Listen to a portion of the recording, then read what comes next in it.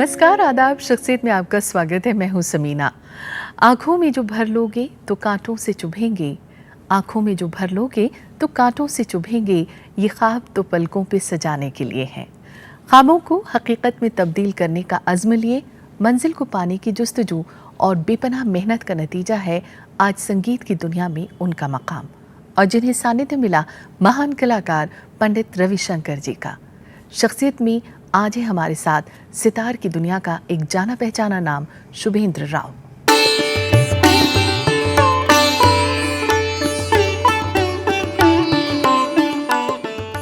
सितार के तारों में बसती है आत्मा, सितार के तारों का अद्भुत समा।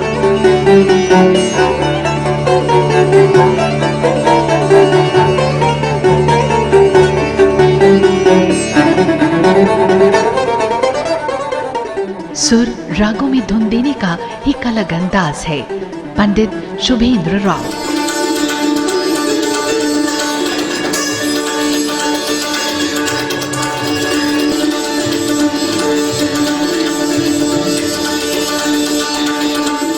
सितार को उसकी पूरी शास्त्रीयता के साथ साधना खासियत है पंडित शुभेंद्र राव की।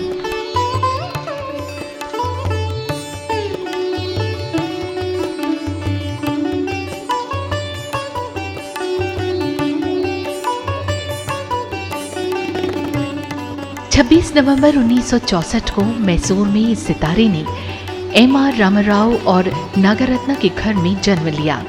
पिता चूंकि पंडित रविशंकर के शिष्य थी और माता सरस्वती वीणा वादक, सो संगीत का माहौल घुट्टी में मिला।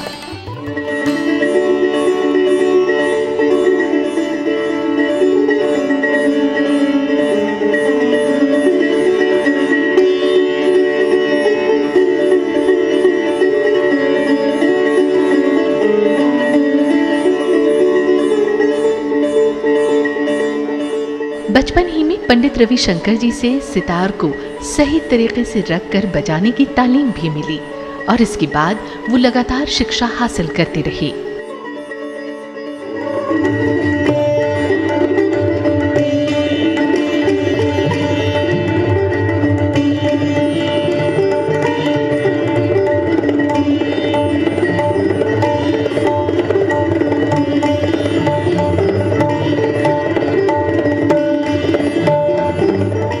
सात साल की उम्र के आते आते पंडित रविशंकर से उन्होंने विधिवत शिक्षा लेनी शुरू कर दी।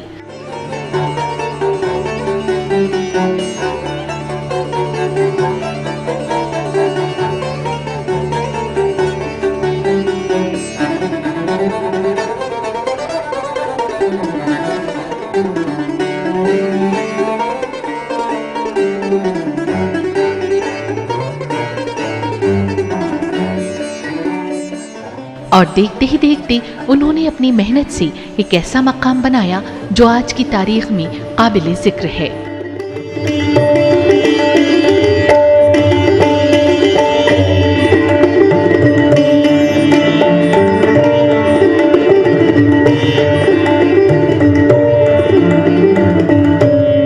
देश विदेश में वो अपने कार्यक्रमों के जरिए दर्शकों का, संगीत रसिकों का मन मोहते रहे हैं। देश विदेश में संगीत के नए आयाम और उसको बढ़ावा देने के लिए लगातार कई यूनिवर्सिटीज में जाते रहते हैं। पंडित शुभेंद्र राव और उनकी हमसफर संगीत की खिदमत में लगे हुए हैं। आज की तारीख में सितार वादन और उसमें होने वाले नए प्रयोगों को लेकर पंडित शुभेंद्र राव काफी आशावान हैं। बहुत बहुत स्वागत शुभेंद्र जी, शख्सियत में आपका। Thank you. बहुत बेपनाह खुशी हो रही है कि आज आप वक्त निकाल कर हम तक पहुंच पाए। हमें भी बहुत खुशी है कि आज हम कुछ क्षण आप लोगों के साथ। तो क्यों ना शुरुआत आप ही की जो उंगलियों का जादू जिसके लिए आप मशहूर हैं उससे की जाए। ज़रूर। जो राग मैं आपके सामने आज पेश करूंगा वो मेरे गुरु पंडित रविशंकर जी का ही एक रचना है। बहुत ही खूबसूरत राग जिसका नाम है परमेश्वरी। परम ईश्वरी मतलब माँ सरस्वती की एक रूप। तो उस राग को आपके सामने। बिल्कुल।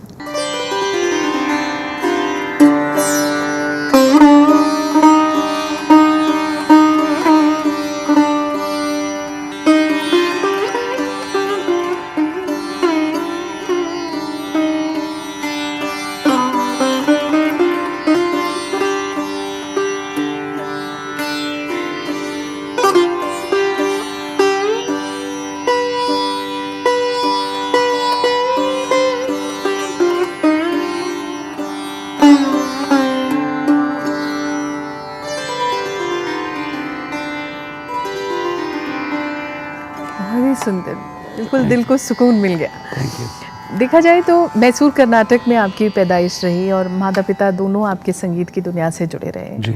शुरुआती दिन कैसे थे?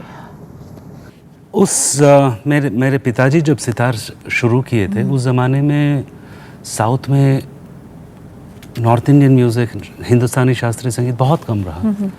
तो एक तरह से देखा जाए तो वो एक ट्रेंड सेटर रहे कि साउथ से होते हुए सितार को अपनाना, और फिर 1949 से वो अपने गुरु पंडित रविशंकर जी के शिष्य बने। तो पिताजी जो बीज उन्होंने जो डाले, बाद में वो मेरे लिए वो एक रास्ता बन गया। और माँ जो थी वो बचपन से ही वो भी सरस्वती वीणा, जो साउथ इंडियन म्यूज़िक, कर्नाटक शास्त्रीय संगीत, तो मेरे घर में हमेशा संगीत तो हमेशा रहता ही था। इसलिए आपके लिए कहा भी गया कि आपने बोलने से पहले म्यूजिकल नोट लेने शुरू कर दिए थे। माँ यही बोलती है कि मतलब हाँ, वाकई में सारे गामा पा सा, या मतलब जो भी गाना होता था सुर से गाना बात करने से पहले से मैंने, ये तो भगवान की देन है। एक बात जो मैं ज़रूर पूछना चाहूँगी, माता पिता संगीत में थे, इसीलिए आप, चूँकि आप बचपन से सीखते रहे, तो आपको ये था कि यही प्रोफेशन रहेगा, यही बनाना है? अब क्रिकेट खेल रहे कभी दोस्तों के साथ, तो वापस आके घर में रियाज करना ही है। हाँ। दिन में चाहे वो आधा घंटा हो, 1 घंटा हो, पिताजी और माँ दोनों हमेशा ये बोलते थे कि पढ़ाई मत करो लेकिन रियाज करो। करते करते, और इसमें जो एक आनंद, इसमें जो एक शांति, वाकई में बचपन से ही मैंने इसकी आनंद लिया। और फिर एक ऐसे गुरु बिल्कुल मिलना बचपन से बहुत बड़ी बात है। और मेरे ख्याल से आपके पिता के गुरु भी वही रहे, और फिर आपको उनसे सीखने का मौका मिला पंडित रविशंकर जी से। बिल्कुल। कुछ यादें आती हो, याद तो हमारे साथ जरूर अगर मैं वाकई में अगर अपने बचपन की अगर पहला या अगर याद करूं, तो वो मेरे गुरु के साथ जुड़ा हुआ है। हर साल वो बैंगलोर आते थे, और हर साल मेरे दादी जी को देखने घर आते थे ज़रूर। साल में एक बार उनका घर आना ज़रूरी था, और गुरु घर पे आना मतलब हमारे घर में एक पूरा एक फेस्टिवल, उत्सव का उत्सव। तो मैं करीब 3.5 साल था जब सितार उठाने में मुश्किल होता था। छोटा सा एक सितार था, तो उसको माँ सरस्वती वीणा को ऐसे रख के हम ज़मीन पे रख के बजाते हैं। हाँ। तो मैं सितार और वीणा के मिश्रण से सितार को ऐसे बजाता था। अच्छा। तो गुरुजी घर आए हुए थे, और उनके साथ अल्लाह रखा जी भी आए हुए थे, और गुरुजी के लड़के जिनके नाम भी था शुभेंद्र। अच्छा। मेरा नाम भी उनके नाम से ही रखा गया। तो तीनों लोग आए हुए थे। तो पिताजी ऑफ कोर्स अपने खुशी में मुझे रख दिए और बोले कि थोड़ा बजाओ। गुरुजी तो 3.5 साल के बच्चा है, तो अच्छा तो लगा, और बोले कि नहीं बेटा, अब जो है सितार को ऐसे पकड़ के बजाना है, ऐसे नहीं जैसे आप बजाते थे, ऐसे ज़मीन पे रख के नहीं। 1968 की बात है, तो 3.5 साल। तो वो मेरा एक ज़िंदगी का ही पहला याददाश्त मेरा वही है, याद। और उसके बाद हर साल जब भी बैंगलोर आते थे तो मुझे सुनते थे। आपका पहला सबक क्या रहा जो उन्होंने आपको दिया? पहला सबक डायरेक्टली अगर रहा तो गुरुजी का मैसूर में एक प्रोग्राम हुआ था, तो मैं भी गया हुआ, 7 साल का था। तो सुबह वो अपने रियाज पे बैठे थे और बोले कि बेटा सितार लाए हो? तो मैं लेके तो गया था। तो बोले ठीक है, आज से तुम्हारा तालीम शुरू। अच्छा। 7 साल का था। तो आज भी याद है भैरव में, भैरव का चलन, ने सा ग म ध ने सा ने ध प म ग रे सा। सुनाएंगे?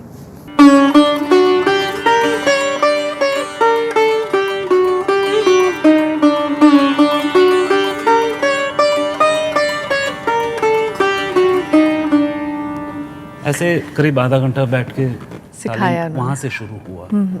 मुझे ये बताइए कि जैसे कि आपने अभी बताया कि फिर आप उनसे लगातार सीखते रहे और पंडित जी व्यस्त कलाकार रहे, तो ऐसे में आप अपनी शिक्षा उनके साथ कैसे जारी रख पाए? दुनिया में घूमते थे, कहीं एक जगह पे 3 दिन टिकना उनके लिए मुश्किल हुआ करता था। हाँ। लेकिन जब भी वो 1 हफ्ते 10 दिन अगर कहीं पे रहे बॉम्बे हुआ या दिल्ली हुआ या कहीं पे भी हुए, मुझे बेंगलोर से बुलाते थे और मैं अपना साज एक टेप रिकॉर्डर लेके रोज़ 3-4 घंटा सिखाना होता था और उसी को फिर साल भर रियाज करो। ऐसे करीब 5-6 साल चला। अरे जब भी उनके पास समय, फिर उनके पास फिर वो ज़्यादा टाइम देना शुरू किए और 1984 में उन्होंने फाइनली मुझे बोले कि तुम दिल्ली शिफ्ट कर लो।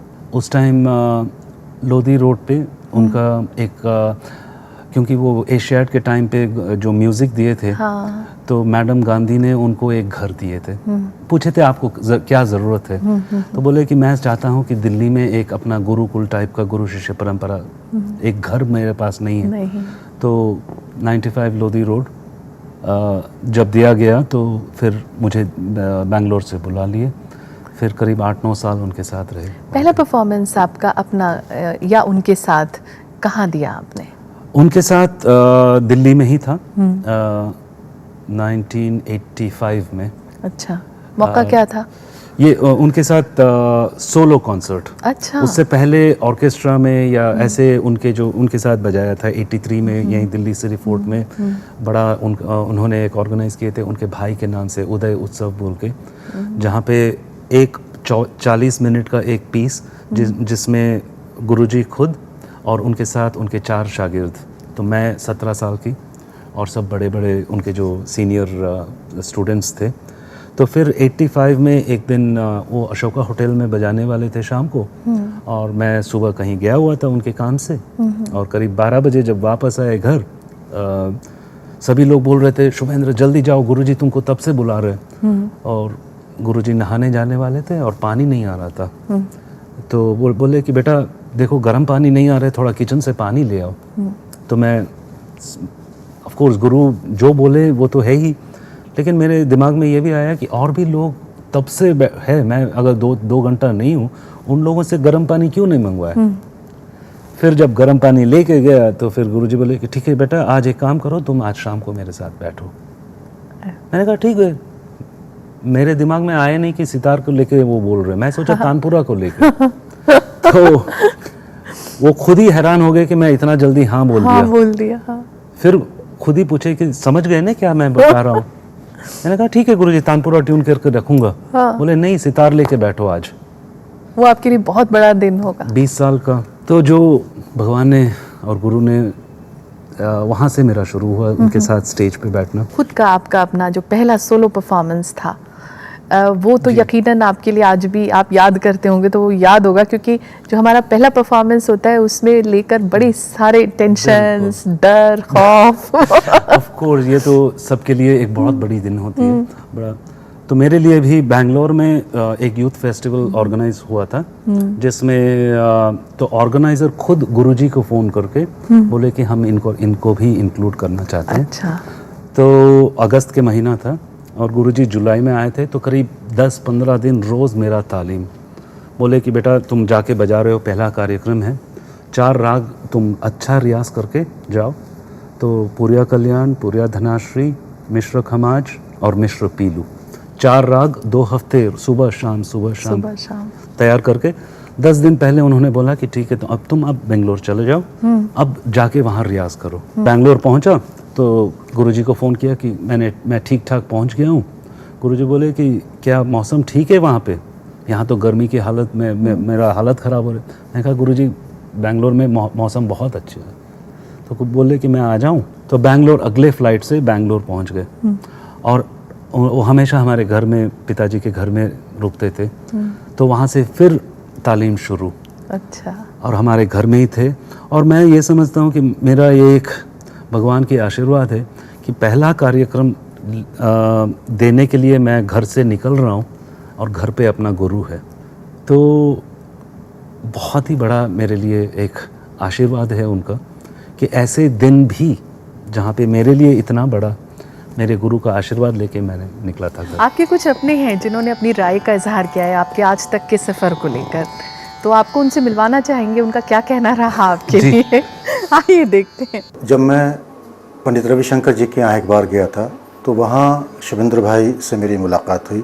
उस वक्त वो लोग वहाँ सीखते थे, मैं भी उस वक्त में स्ट्रगल कर रहा था और सीख रहा था, तबला सीख रहा था, और शुभेंद्र भाई भी। वहाँ से बातचीत हुई, पहचान हुई। कुछ साल के बाद में जो सबसे पहला उनका एक डेब्यू कॉन्सर्ट था 90s में, वो उसमें मैं ही उनके साथ में बजाया था। आपके जो वालिद साहब थे, राव साहब, राव अंकल बोलता हूँ मैं उनको आज भी, वो बहुत गुणी आदमी थे और पंडित रविशंकर जी के बहुत सीनियर स्टूडेंट थे। और मेरा ये सौभाग्य है कि मुझे उनके साथ भी बजाने का मौका मिला, और आजकल आपकी भी खिदमत करता हूँ। मेरी शुभकामनाएं आपके साथ में हैं, और मुस्तकबिल में आप अच्छा काम करें, गुरु का नाम करें, घराने का नाम करें, ये मेरी दुआ है आपके लिए। आदाब। शुभेंद्र राव जी के साथ मेरी मुलाकात जो है वो लगभग 1980 में हुई थी। वो जब हमारे पास सितार के काम के लिए आते थे, अपने गुरु जी की सितार लेके आते थे। गुरु पंडित रविशंकर जी जो भारत रत्न रहे और हमारे भी गुरु जी थे।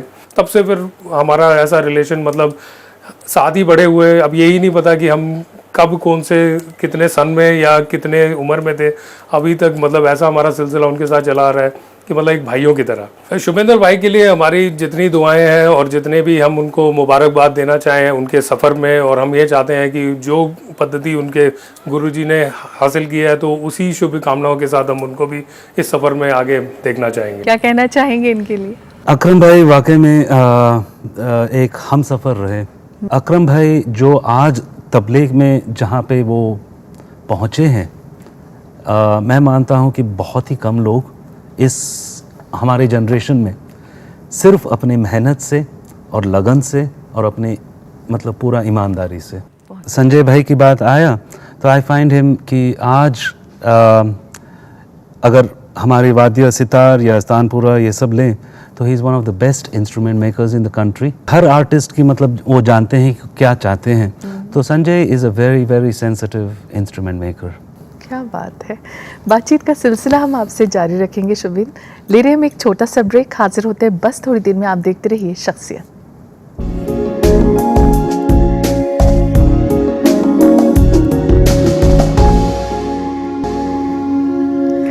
और ब्रेक के बाद शख्सियत में आपका एक बार फिर स्वागत है। हमारे साथ आज हमारे मेहमान हैं सितार की दुनिया का एक जाना पहचाना नाम शुभेंद्र राव। शुभेंद्र जी, ये बताइए कि यूँ तो सभी राग और बंदिशों का अपना एक अलग महत्व है और सभी की अपनी अपनी एक खासियत है, लेकिन अगर आपकी पसंद के बारे में पूछा जाए तो कोई भी एक चीज़ जो आपको बेहद पसंद हो हमारी ऑडियंस के लिए ज़रूर सुनाइए। जो एक गाना जो बहुत दिल पे लगता है जब भी सुनो, वो है रघुपति राघव राजा राम। ब्यूटीफुल।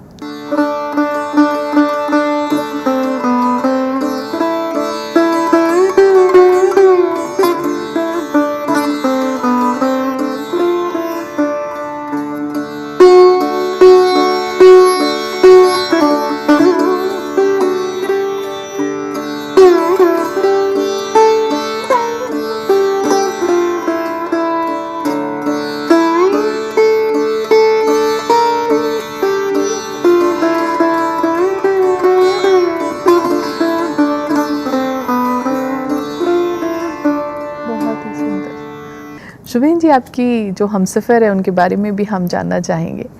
सुना है वो बहुत अच्छी और बेहतरीन कलाकार हैं, तो उनसे आपकी मुलाकात कैसे हुई? सास्किया, माय वाइफ, मेरी धर्मपत्नी, वो वैसे है हॉलैंड की, लेकिन यहीं पे हम लोग कभी 13 साल हो गया शादी हुआ, और वो भी एक बहुत ही एक अच्छे कलाकार है। चेलो जो वाद्य है वो ओरिजिनली वेस्टर्न क्लासिकल म्यूज़िक में पॉपुलर है।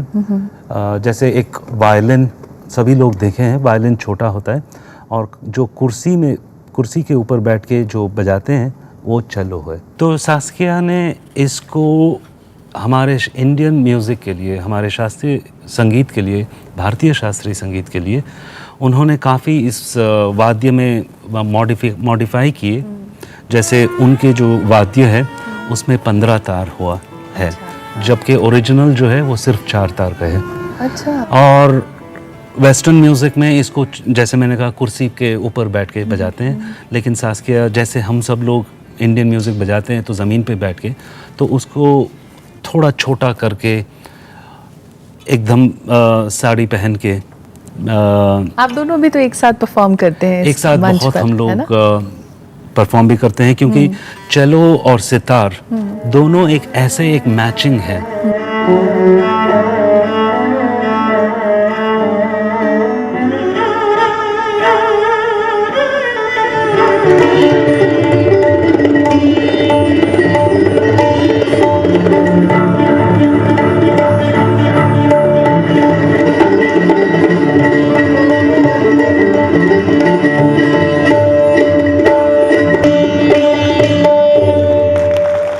मुझे ये बताइए कि आप परफॉर्मर तो हैं ही हैं, जी। कंपोज़र भी हैं जी। और अब टीचर भी हैं, जी।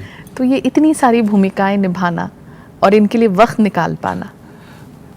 कंपोज़र मेरे गुरुजी भी मेरा मैं जो भी करता हूँ उनका ही एग्जाम्पल लेके अच्छा। तो बहुत अच्छा लगता है क्योंकि एक अलग रंग देखने को मिलता है। और जहाँ रही बात सिखाने की, मेरा कोशिश यही है कि जो मैं सीखा हूँ उसको जितने लोगों के पास मतलब पहुँचाऊँ उतना अच्छा है। बहुत बहुत प्यारी बात। तो शुभेन जी, कुछ और आपके अपने हैं, आपके चाहने वाले हैं जिन्होंने अपनी राय का इजहार किया है, और अब जो हम दिखाने जा रहे हैं वो आपकी ज़िंदगी में भी एक बहुत अहम मकाम रखती है। उनका क्या कहना रहा, मेरे ख्याल से उनकी राय आपके लिए सबसे ज़्यादा अहम है।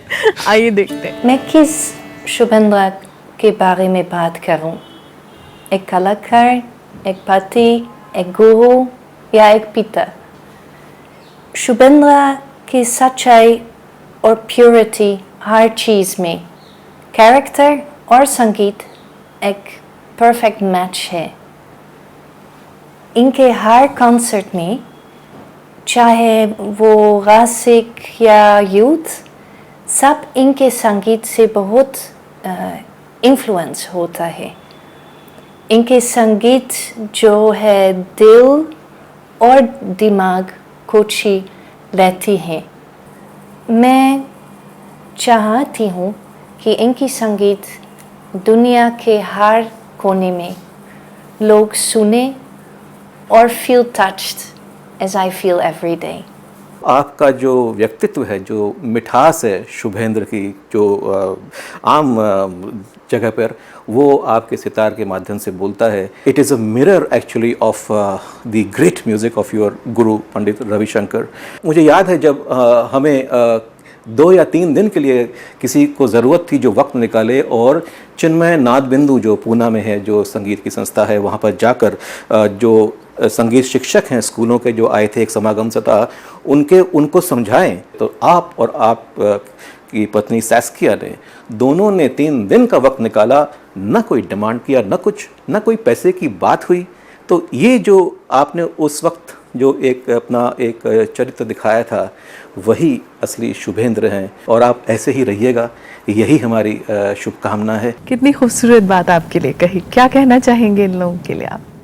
Saskia, my wife, my everything, she is a great inspiration for me, मेरे लिए भी, क्योंकि देखिए एक अलग ही दुनिया से आई है, लेकिन यहाँ पे इतनी अच्छी तरह से मिलजुल के, और एक she is Indian by art, दिल से वो उस चीज़ को अपना लिए है, तभी जाके उनकी म्यूज़िक भी उतना अच्छा है।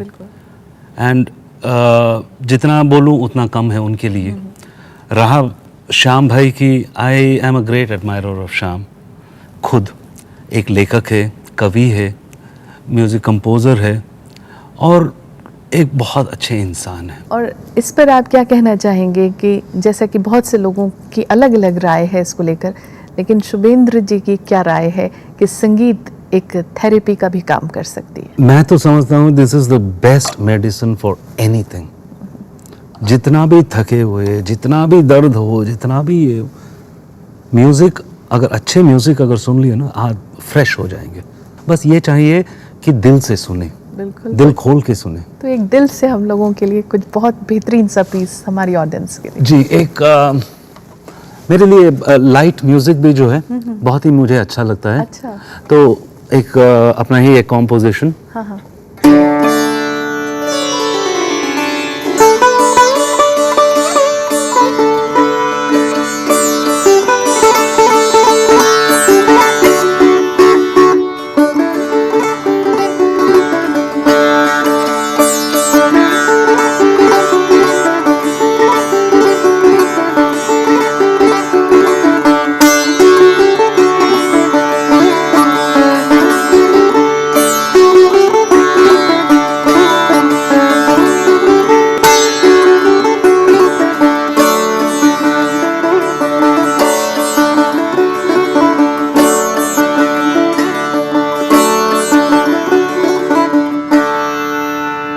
सुंदर।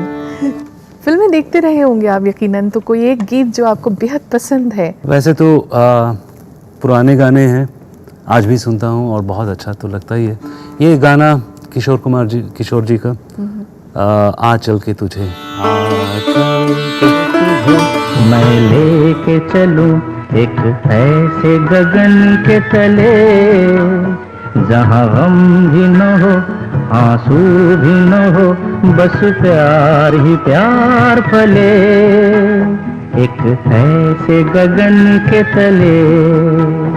सूरज की पहली किरण से आशा का सवेरा जागे, सूरज की पहली किरण से आशा का सवेरा जागे, चंदा की किरण से धुलकर घनघोर अंधेरा भागे। शुभेंद्र जी, आज आप शख्सियत में आए और हम लोगों के बीच वक्त गुजारा, आपका बहुत बहुत शुक्रिया। बहुत शुक्रिया समीना जी, और बहुत अच्छा लगा आपसे ऐसे बात करते हुए।